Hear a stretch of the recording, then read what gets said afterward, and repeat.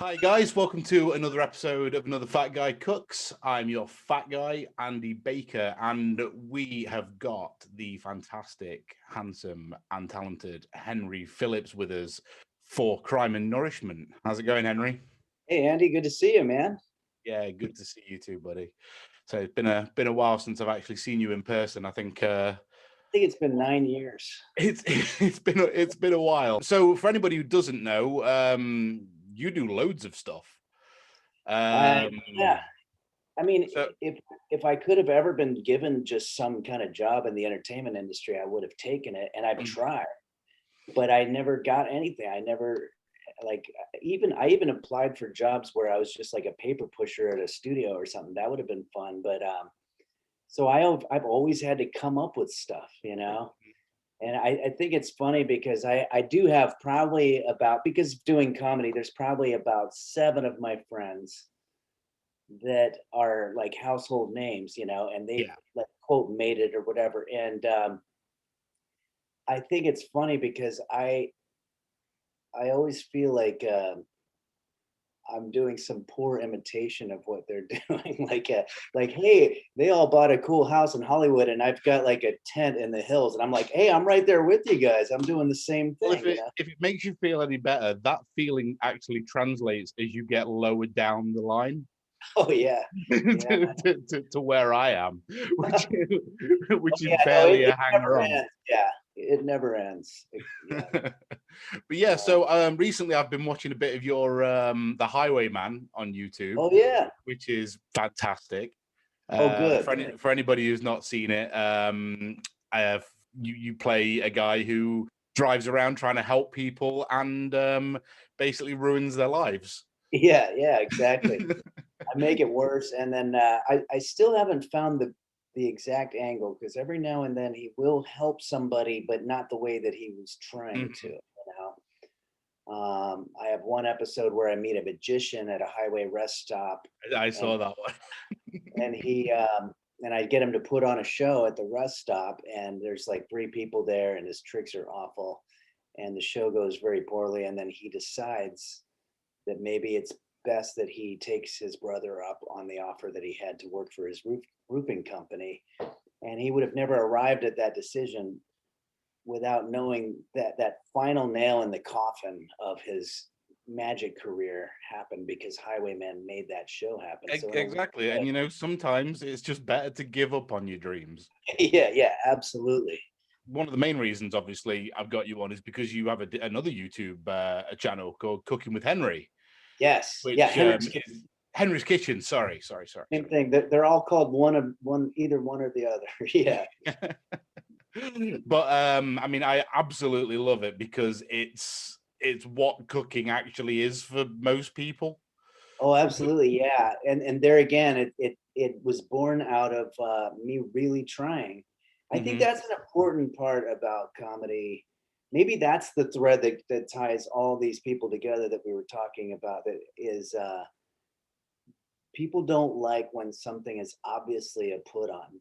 No, They like it when something seems real. So if you are doing a gag, like I am in the kitchen video, that I at least try to make it look real enough so that if somebody was just browsing through, they might actually think, "Oh, wait, this guy is trying," and then hopefully they start laughing at me, just oh well, I thinking, assume you read the comments. There's plenty of people in there who "Oh don't get yeah, that it's an act.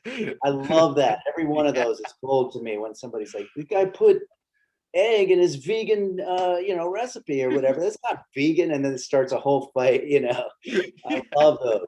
Yeah, Yeah, you need to get yourself a secondary account so you can log on just to stoke those comments yeah, yeah. No, I and love those. try and Yeah, kick it off more. yeah, But so as obviously as you know, I've got my own cooking show in no small part. yes, which I Sort of, love you as know. well. Well, And you thank you very actually much. know how to cook.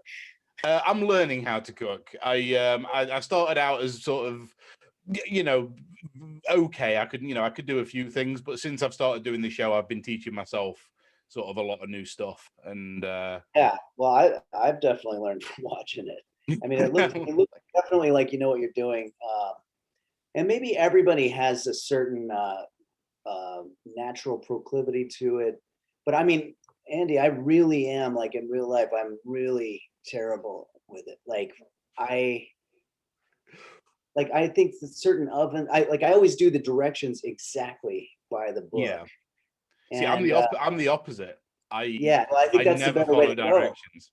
because they Yeah. don't know what altitude you're at, so the oven might be No. totally different. They don't know what kind of oven yet. So I will undercook stuff or I'll overcook it. I've made chicken that was just like there's a lot of times where I'll cook here at the place, and for dinner, and it's not supposed to be funny, but it's like I royally screwed up like chicken, and it doesn't look funny enough to put it in a video, but it's like it's hard Yeah. as a hockey puck. Yeah, well, that's So why when I give recipes out or when I do stuff, I always try and sort of give the instructions out in sort of a way that isn't based on like numbers and time, more on like what something looks like or how it's supposed to feel, or in ways that you can kind of work around your own situation.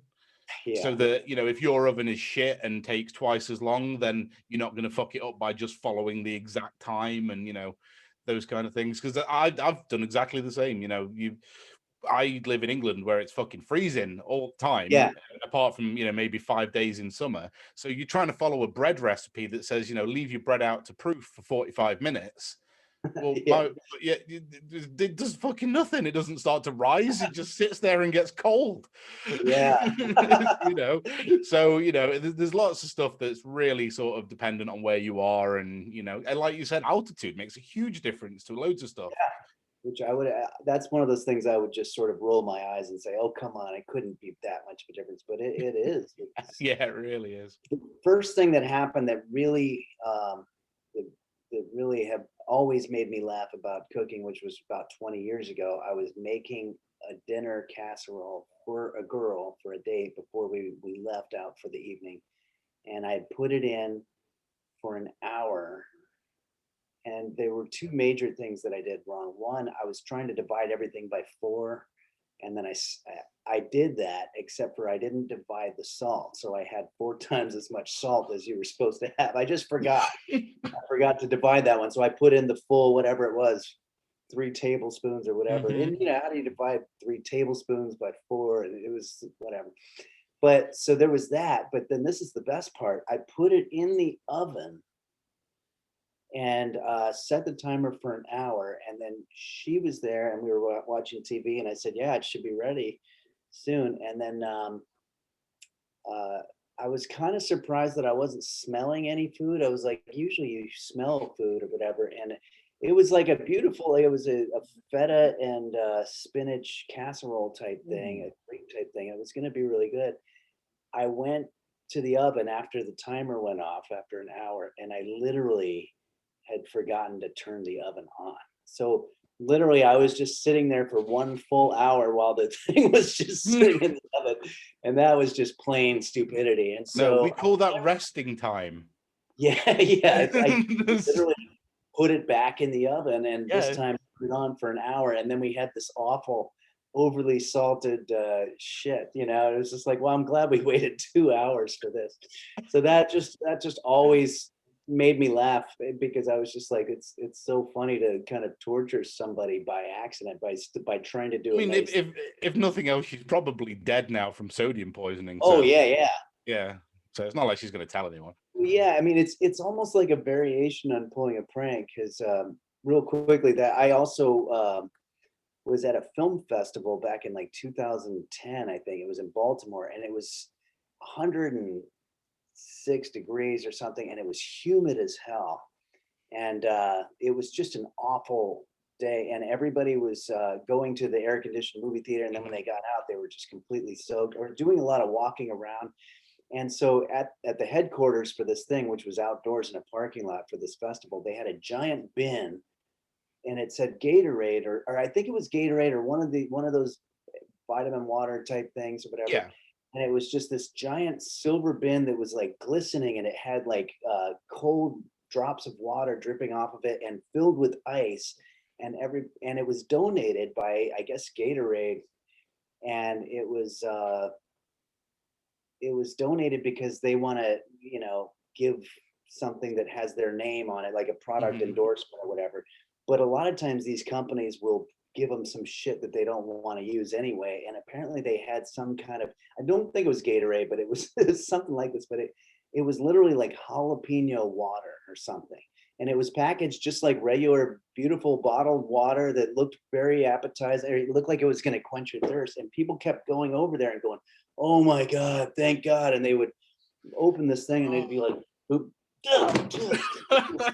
it spit it out." It was like a perfect prank on somebody, and it had the company's name all over it. Like somebody must have gotten fired. Oh Like, my God, you fucking hope so. Jesus Christ. oh my God, it was hilarious. But it was like that's like a good example of how it's just funny to screw up people's lives and come off smelling like a rose in terms of you being a good person. Hey, I was just trying to donate, what I had. Yeah, we were just being good guys, Yeah, exactly. Just, You're getting all the same fulfillment of pranking somebody, but without yeah. looking like an asshole. It's almost meaner. I never managed that.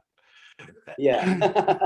Right, so I do a segment on the show called Crime and Nourishment, where I get people on with way better careers than me, who have way more fans than me, and use them to boost my channel. So thank you very much. Yeah. So you have been arrested for a crime and are on death row. Oh, What okay. The crime first did half you... is right, but Yeah. I got scared for a second. I was like, oh. Anyway. And so yeah, what crime would you have committed that would have landed you on death row? Now, knowing me, I would bet that it was some kind of bad luck where I wasn't even the guy who did it. Does that count, or do I get Yeah, disqualified? no, that absolutely counts. I'm on death row, but I didn't even do the thing.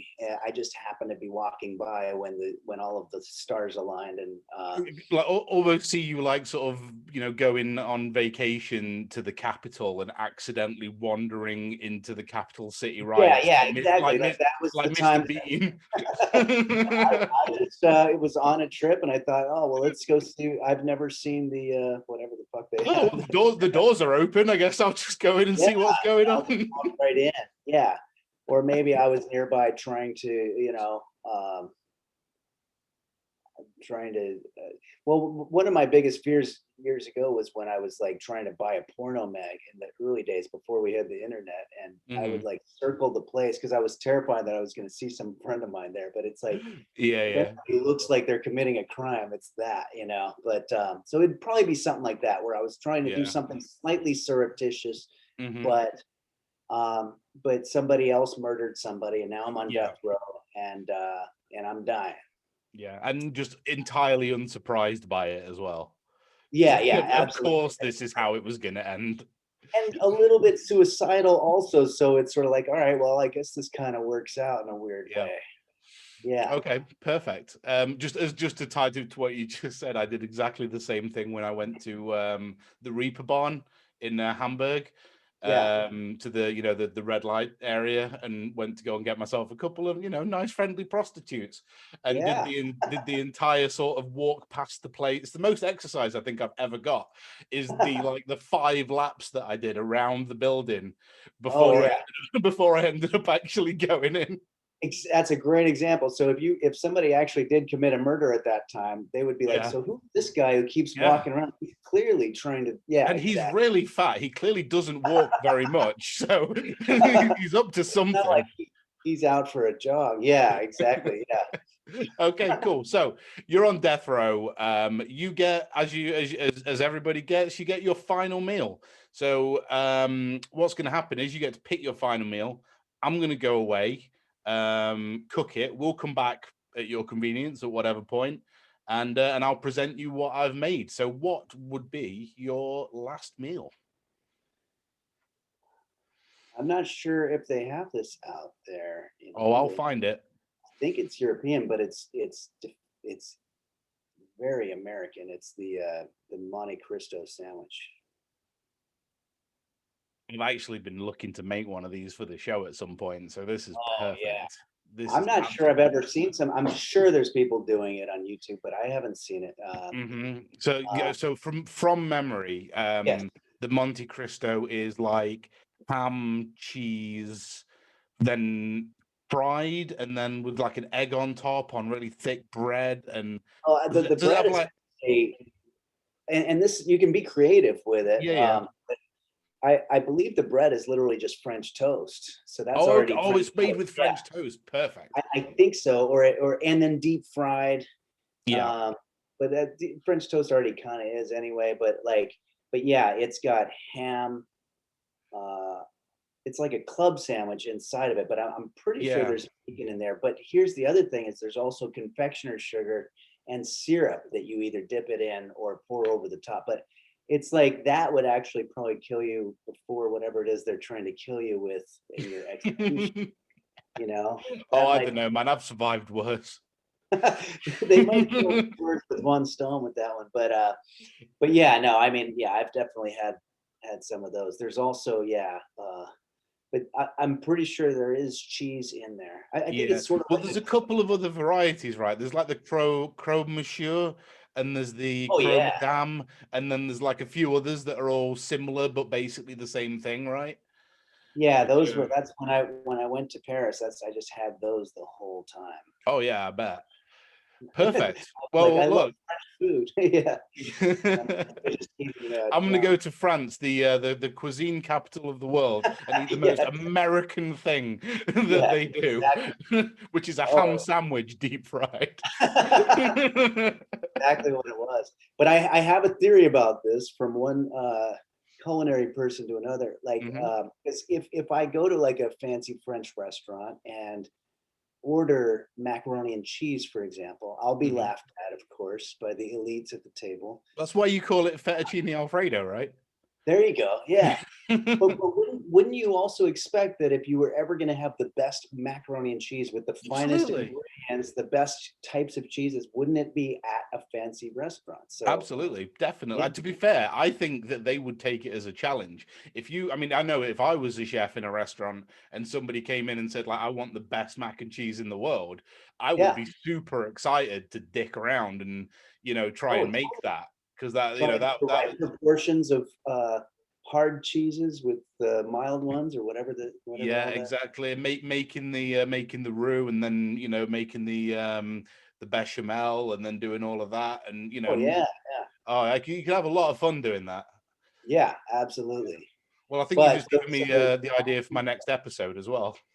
yeah, absolutely, that'd be a good one. I'll just let you know what I'm making today Oh yeah, here. go. I'm making, something which I had never heard of called a fluffernutter, which which already sounds funny, A but it fluffernutter. apparently it's the official, sandwich of, Massachusetts. I'll bet you Doug knows, what it is, actually. Um, Isn't it's the official? I thought the official sandwich of Massachusetts was just all of them. yeah, yeah, exactly, yeah, pretty much. But yeah, it's peanut butter. It's a peanut butter sandwich, but with, marshmallow puff, All that which is fluff stuff that you get in yeah, yeah, the marshmallow fluff, yeah. yeah. And, I'm making that from scratch. I'm making the peanut butter by scratch. I'm making all of it. So, yeah, we'll Oh see what wow. Oh, and this is going to be for for a my Henry's next Kitchen. Henry's Kitchen video. Yeah. But Perfect. now the nightmare though for me, because I've kind of painted myself in a corner here, is sometimes it comes out looking fantastic. It always tastes Mhm. like shit, but it looks great, which doesn't help me on the camera. It's just like, now I just am doing a regular cooking show at this point. Yeah. Who the So fuck would want to do that, right? yeah, exactly. Well, I am gonna fuck off and go figure out how to make a Monte Cristo sandwich. I'll speak to you between over the next couple of weeks. We'll figure out when to come back and do this, and I'll see you then. Can't wait. All right, Absolutely. perfect. Thanks a lot for coming on, man, and I'll see you soon. Thanks, Andy. Appreciate it. Take care. Hi guys, right, so we are making a Monte Cristo sandwich for Henry Phillips for his last meal. This is going to be pretty cool. Never made one of these before. It's disgustingly decadent. It's about 3,000 calories per sandwich. I can't wait to fucking eat it in front of him and laugh. It's going to be amazing. As you can see, I've got a new friend. my deep fat fryer. I'm going to do my best to not take it in the house and use it on a day-to-day basis because it will make me twice the size. Okay, so the first thing we're going to do is we're going to make our sandwich, which is so fucking easy. Crazy easy. You ready? We're going to go big boy with this. So, thickest bread that you can get, yeah? Biggest, chunkiest, whitest, most awful, poisonous, cancerous bread that you can get. Tastes the best, gives you AIDS. This stuff's amazing. Don't eat it every day. So get the best ham that you can get. I got this from my local butchers. It's amazing. Owen Taylor's in Summercoats. Go check them out. They're fucking amazing. So, what we are going to do is start off. Oh man, do you ever get like a random ringing in your ears? Fucking tinnitus, man. Too many fucking days in my youth stood this far away from speakers at heavy metal gigs. Just absolutely deafening myself, thinking I was a badass because I was like there with my head right up to the speaker. Moron. Okay, so we've got some Emmental and we have some Gruyere, which is going to be a beautiful combination. So, we start off by getting our ham, folding it over, and we want it to be sort of in, we don't want it poking out the sandwich much because then it's going to sort of fuck around with the batter. Because we're deep frying this motherfucker, obviously. So for the cheese, we've got Emmental and we've got Gruyere, which is going to be a lovely combination. The reason I've got it in strips like this is because it's going to hold the sandwich together, give it a bit more structure when it's deep frying, whereas if you have it all grated, it does have a tendency to sort of fall out and fall to bits. So we're going to do a few strips of Gruyere, and we're going to do a few strips of Emmental, and then we're going to put a lid on. Perfect. And then we're going to push it down and flatten it as much as we can. Now, in most of the recipes they use turkey as well as ham. I'm not a big fan of turkey slices. I think ham's just better. So we're just going to use ham. Fuck turkey. Now, we're going to do exactly the same thing again. Okay, I think that's about it. Right, so again, we're going to push this down until it is pretty fucking solid, right? Okay. And then we're going to cut this guy into triangles, just two, like so. And now we're going to do a bit of engineering. So we're going to get some toothpicks, and we're going to go in at an angle all the way through in the three corners, yeah? And this is going to help the thing stay together when we are deep frying it. And doing it at an angle means that it's less likely for the toothpicks to pull themselves out. And then I'm going to do an extra one just in the middle of the flat part, just to try and hold that together a little bit better as well. So we're going to put one through about there. Right, next we need our batter. So, we're going to get a bowl. We're going to do three, excuse me, we're going to do 3 egg yolks.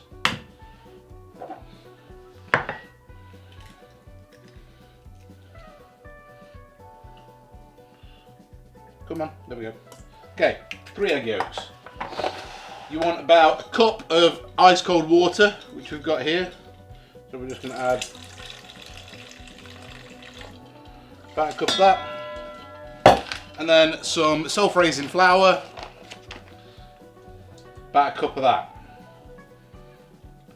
Now, you can measure all these and do it right first time, but I'm just going for the right consistency. So you just want like a pancake batter consistency, right? So we're going to mix this. There we go, look. So that's a little bit too thick. Not by much, but just a little bit. So we're just going to throw a little splash more water in. As you can see.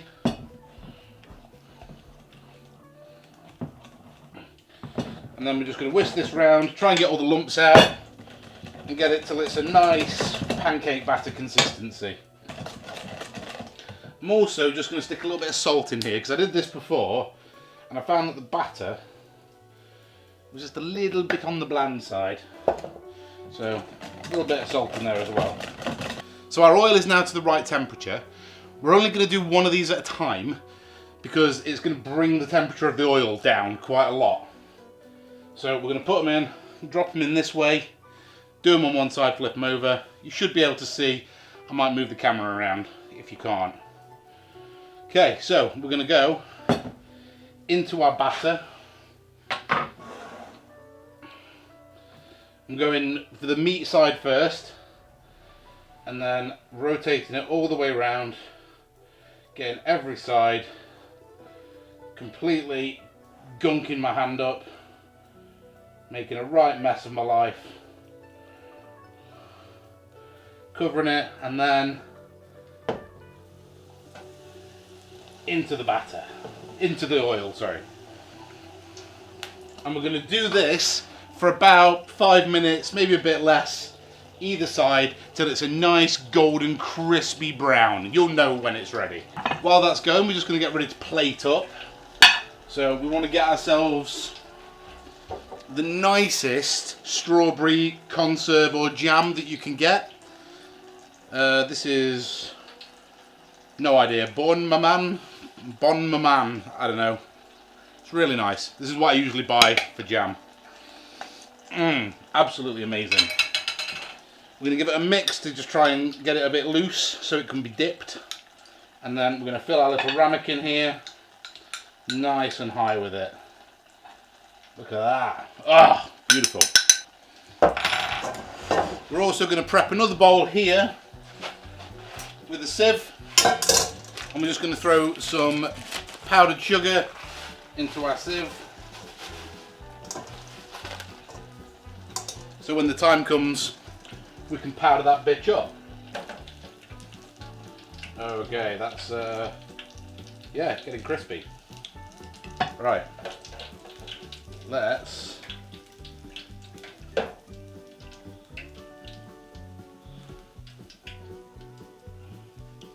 take him out. Come on, out. We'll sit him there. And let's get our next one in. And at this point, we'll probably just skip forward to me taking the next one out. And let's pull our sandwich.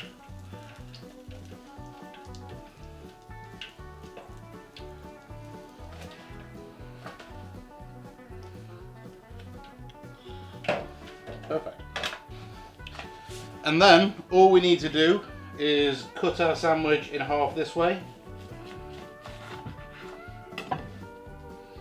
And have a look at that beauty. Oh my gosh, look at him. So we're going to stack those like so.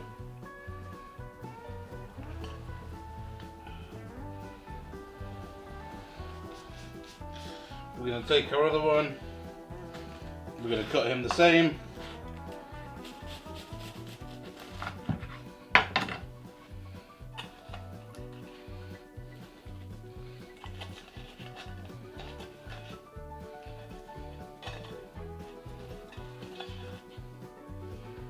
So, we're going to get our powdered sugar.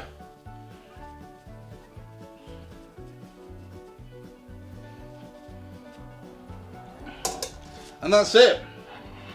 That is our Monte Cristo sandwich. Doesn't he look beautiful?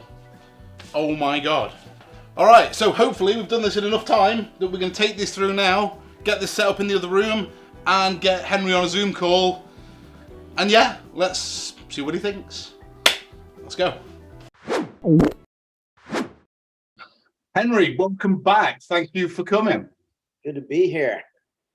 So I have for you under this float, which is actually just a bowl that's upside down, a Monte Cristo sandwich. Oh, excellent. You ready? You ready to see it? Absolutely. Okay. Big reveal time, drum roll, all of that. Wow. That looks good. So let me bring this up for you. Oh, you've even got the dipping sauces and everything. There you go.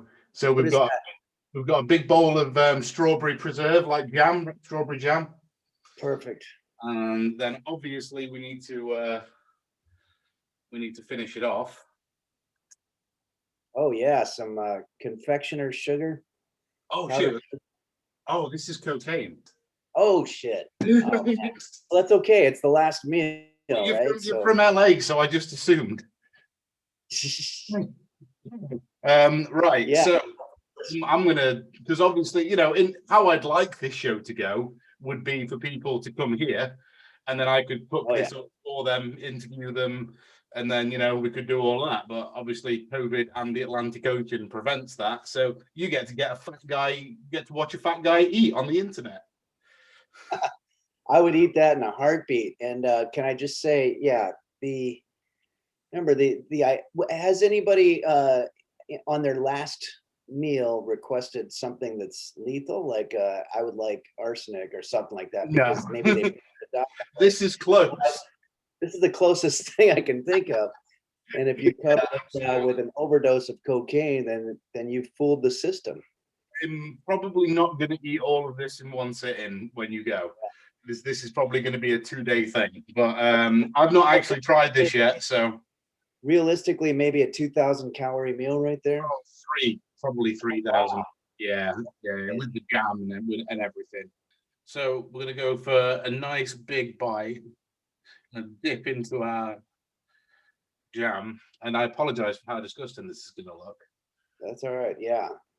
I should be eating something too. I've got some oatmeal and that's about it.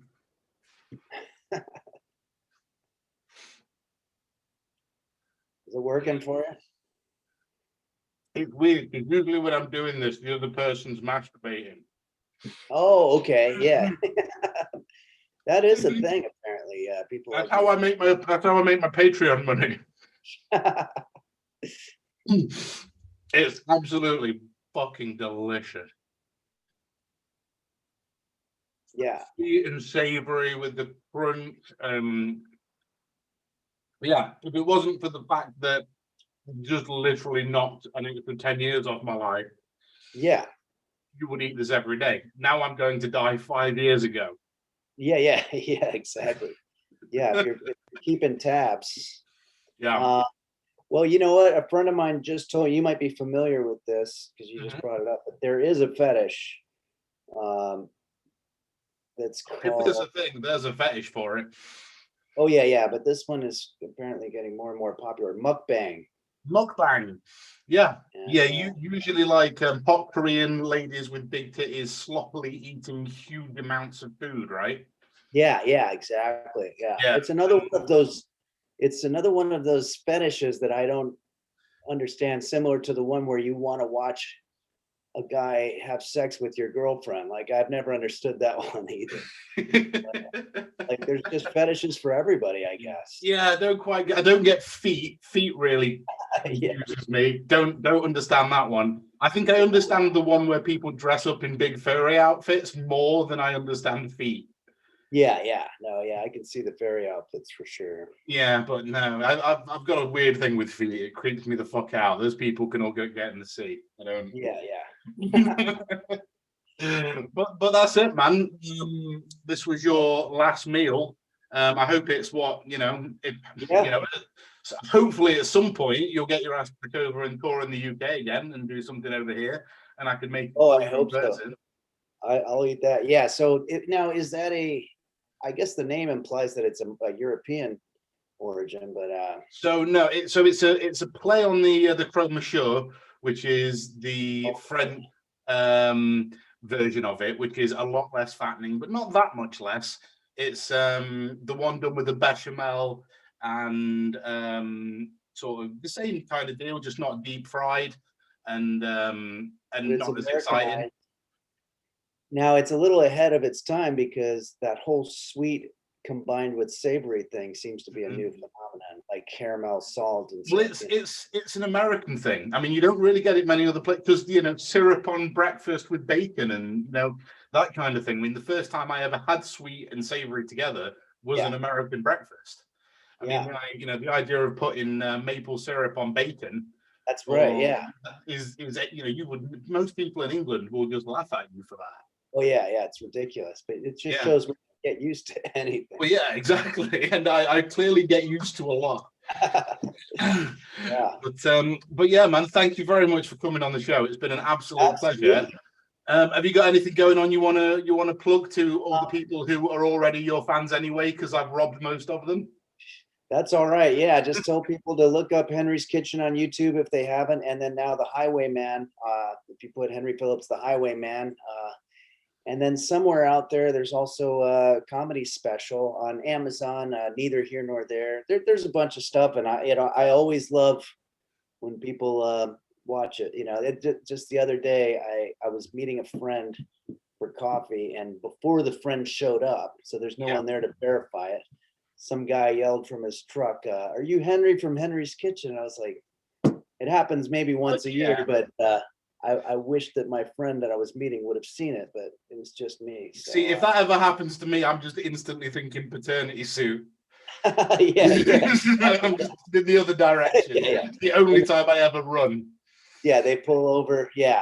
But anyway, yeah, I always like when people check out the YouTube stuff. So that's basically put your name into Google and buy everything you can with your name on it. That would be fantastic. Or become members of the Patreons. Henry's Kitchen and Highwayman Show. Yeah, I'll put all the links to all of this down in the description anyway. Awesome. Thanks a lot, man. It's been an absolute pleasure. And hopefully, you know, within the next year or so, I'll see you in person. Oh, let's make sure that happens. That would be great. All right, man. Thanks a lot. Take care. Another fat guy.